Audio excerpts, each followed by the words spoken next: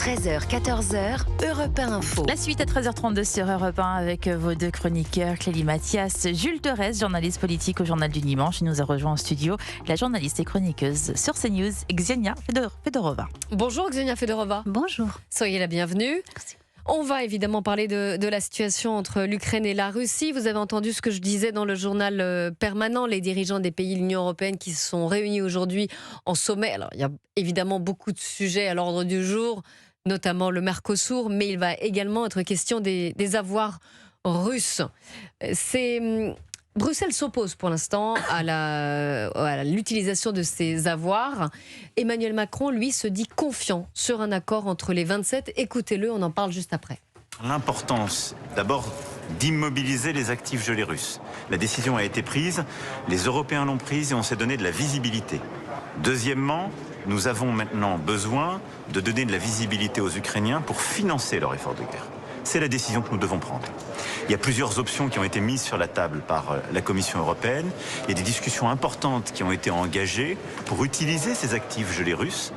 Je veux ici dire qu'on doit rassembler tout le monde. On trouvera une position qui permettra de décider. Et c'est pour moi l'objectif de ce Conseil. On doit donner de la visibilité à l'Ukraine, on doit permettre de continuer de mener l'effort de résistance et nous devons être là en soutien pour construire une paix juste et durable. Alors je rappelle que l'essentiel de ces actifs est déposé justement en Belgique et c'est pour ça que Bruxelles est farouchement contre et exige que ça soit traité au niveau européen. Volodymyr Zelensky affirme lui que l'absence de décision sur les avoirs russes serait un gros problème pour Kiev. On en est là, Ksenia Fedorova. Si les avoirs russes sont utilisés, quel message cela envoie à Moscou ? Vous savez, je pense que Moscou, déjà elle s'est exprimée sur le sujet. Ils se sont dit que c'est illégal et c'est un piratage. Après, ils se sont dit aussi qu'ils vont prendre les mesures miroirs. Ils vont geler les avoirs européens et probablement utiliser les avoirs européens. Et il y en a beaucoup. On ne sait pas exactement le son, mais il y a des avoirs européens. Mais le plus grand risque, à mon avis, c'est pas ça. C'est le risque pour l'Union européenne. Et c'est pour ça que Bruxelles est contre aujourd'hui, parce que ça va affaiblir énormément la crédibilité de l'Europe et aussi la crédibilité de l'euro. Parce que l'euro aujourd'hui, c'est le monnaie des réserves, comment dire. C'est-à-dire que s'il touche les avoirs russes, les investisseurs de tout le monde vont pas faire confiance à l'Europe pour la future. Donc, je pense que c'est très, très dangereux. Après, Vladimir Zelensky dit que c'est une mauvaise nouvelle s'ils ne peuvent pas toucher ces avoirs pour l'Ukraine, parce que l'Ukraine est en faillite et l'Union européenne n'est pas capable de fournir suffisamment pour pas seulement soutenir l'Ukraine, mais aussi pour soutenir l'Ukraine dans cette guerre. Et donc cette poursuite des guerres qu'ils cherchent à l'expense de ces avoirs russes, c'est très important pour eux et ils sont presque prêts à trouver une solution par exclure Hongrie qui est toujours contre et plusieurs pays qui sont contre en fait. Donc ils sont un peu désespérés à mon avis. Jules Thorez. Non mais on voit très bien qu'il y a des problématiques d'ailleurs. On voit bien que cette coalition des volontaires qui a été portée notamment par Emmanuel Macron, par Ursula von der Leyen, essaye de saisir ces avoirs russes qui sont, je crois, autour de 210 milliards qui sont saisis. Mais il y a une incertitude parce que cet argent, elle n'est pas nulle part. Elle est à Euroclear. Euroclear, qui est un service d'industrie qui est chargé de réceptionner et de conserver des titres financiers. Et le problème, c'est que Euroclear est basé donc en Belgique, sauf que le problème, c'est qu'il y a une grosse incertitude juridique sur le fait que, il pourrait y avoir une guerre d'avocats, des batailles dans les tribunaux, c'est pas simple, et donc ce serait la Belgique et Euroclear qui seraient concernés. Ce serait absolument pas la France, ce serait pas l'Allemagne, ce serait pas les Danois, ce serait seulement les Belges. Donc évidemment, il y a cet accord à 27, sauf que c'est le même sujet que pour les agriculteurs, c'est que l'Europe des 27, il faut comprendre aujourd'hui qu'elle n'a pas les mêmes intérêts. Viktor Orban aujourd'hui et les Polonais n'ont pas les mêmes intérêts que les Allemands, les Belges ou les Français. Donc Emmanuel Macron pense pouvoir arriver à un accord. Je pense que c'est un peu une prophétie autoréalisatrice.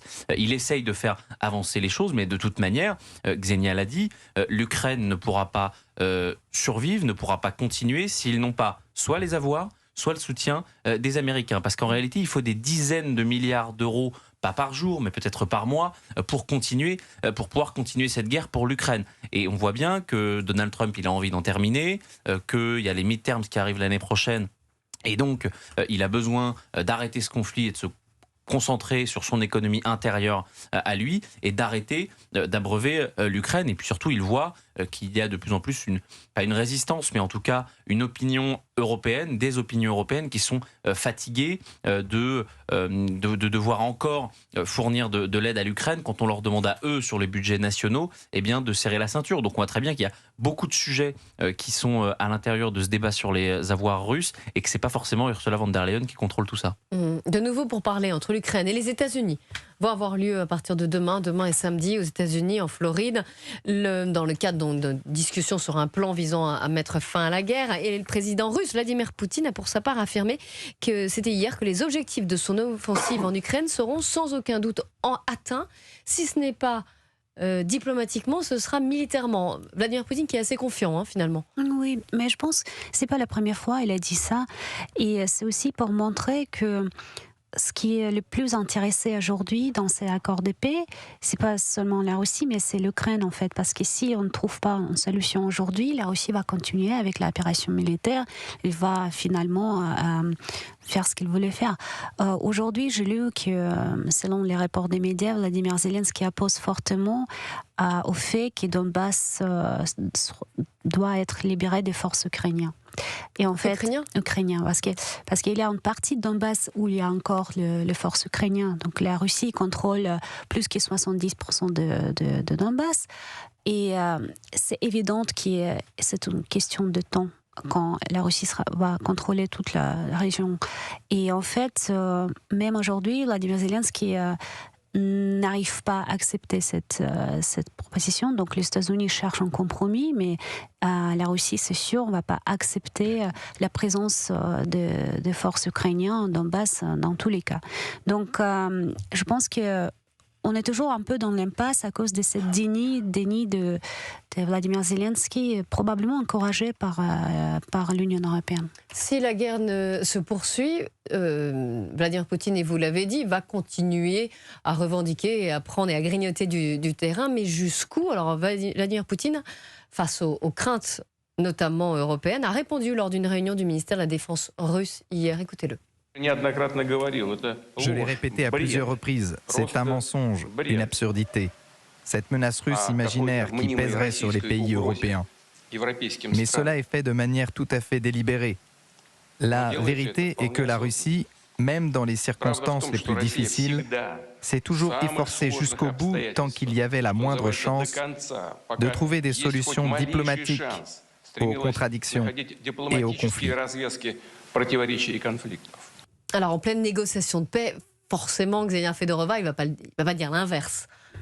Elle ne va pas dire l'inverse, mais je comprends pourquoi elle dit que la Russie a toujours essayé de trouver une solution, parce que si on regarde ce qui est passé après 2014 jusqu'à 2022, la Russie a participé dans les négociations avec les Européens, les accords de Minsk, pendant ce temps où Kiev a bombardé Donbass. Donc, ce qui est présenté, par exemple, vous avez utilisé le mot grignoter les territoires, mais pour la Russie, c'est libérer les territoires. Pourquoi? Parce que cette région-là a été sous bombardement de Kiev, parce qu'il voulait se séparer toutes ces années-là. Et donc, pour les régions des Donbass et pour les gens qui habitent là-bas, c'est plutôt une libération. Donc, imaginez que Donbass pourrait devenir ukrainien pour ces peuples-là, c'est impossible. C'est inacceptable, en fait. Mais est-ce que Vladimir Poutine voudrait libérer les pays baltes dans ces cas-là, si je reprends votre vocabulaire? Non, bien sûr que non, parce que déjà, Vladimir Poutine a dit à plusieurs reprises que ce n'est pas l'intérêt de la Russie d'avoir une guerre avec l'Europe. La question d'Ukraine, c'est une question compliquée qui date beaucoup plus avant qu'en 2022. Et on peut en parler, mais je ne pense pas qu'on ait le temps pour historique. Mais oui, 2014, Crimée et Donbass, c'est un sujet très sensible pour la Russie. Si la Russie voulait récupérer les pays baltes, à un moment, à partir de la chute de l'Union soviétique, il a eu du temps, vous savez. Donc, c'est pas exactement... C'est une peur qu'on peut comprendre à cause des faits historiques de ces pays, mais ce n'est pas les objectifs de la Russie aujourd'hui. Les objectifs sont très clairs. Et en fait, si aujourd'hui, juste pour préciser encore une fois, si aujourd'hui on ne trouve pas un accord de paix, c'est-à-dire que ça va continuer, et une très bonne question qui vous posez, est-ce que la Russie va arrêter en frontière de Donbass, ou est-ce qu'ils vont aller plus loin, par exemple à Odessa, qui est une porte importante et utilisée souvent pour bombarder les cibles stratégiques énergétiques de la Russie par l'Ukraine. Donc il y a des questions qu'on peut se poser, donc c'est dans l'intérêt de tout le monde aujourd'hui, et surtout de l'Ukraine, de trouver un compromis aujourd'hui. Jules Torres. Moi, je ne sais pas jusqu'où veut aller Vladimir Poutine, mais j'ai plutôt l'impression que lui dit seulement il nous faut un contrôle sur les territoires que nous avons conquis, c'est-à-dire les 20% du territoire ukrainien. Ça, il est extrêmement clair. J'ai l'impression que Donald Trump est extrêmement clair aussi dans le fameux plan de Miami qui a été édicté. Moi, en revanche, ce que je ne comprends pas, c'est jusqu'où veulent aller les Européens et les Ukrainiens. Est-ce qu'ils sont prêts à rentrer dans une guerre totale avec la Russie pour ne pas concéder les 20% de territoire ukrainien? Mais il y a quand même un principe de réalité qui fait qu'aujourd'hui, il y a des oblasts qui sont contrôlés par les Russes, et que si les Ukrainiens et les Européens veulent les récupérer, d'abord, je ne suis pas sûr qu'ils en aient les moyens, que ce soit financier ou militaire aujourd'hui, mais ensuite ça veut dire qu'il faut dire à toutes les populations de l'Europe des 27 ou de tous les pays de l'OTAN qu'il va falloir rentrer dans un conflit armé avec la Russie si on veut récupérer ces 20% de territoire. Donc c'est là où moi j'ai du mal un petit peu à comprendre, même si je vois bien que Volodymyr Zelensky est dans un processus de résistance et de survie, de contexte de survie nationale, que les Européens ne veulent pas lâcher parce qu'ils sont entre la Russie et les États-Unis, mais je vois mal où tout cela va se terminer s'ils refusent de faire des concessions territoriales.